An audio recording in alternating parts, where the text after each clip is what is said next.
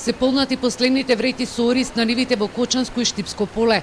Оризопроизводителите се незадоволни од откупната цена на оризовата арпа, која се движи од 15 до 20 денари.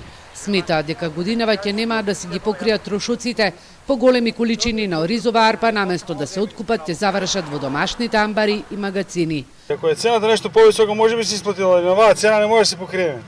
Да платиш воден надомест, да платиш комбајн, да платиш џубрива, препарати за прскање, за тебе минимално нема да остане ништо. 2021 година ние не може да направиме проста репродукција. Не може да ги посееме и ќе останат порциите несејани. Жетвата на белото злато доцни еден месец на полињата во руралните општини Чишиново, Блешево, Карбинци и Пробиштип, каде што оризопроизводителите екзистираат од оваа култура.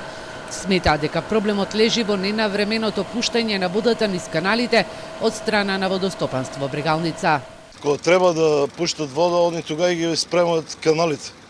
Ние тражиме на 25 април да ни пуштат, од 27, они ни пуштат негде околу 15 до 20 мај. И производството ни паѓа и касна жетвата ни касна. Директорот на водостопанство Брегалница Дени Митров смета дека климатските промени веќе си го земаат данокот.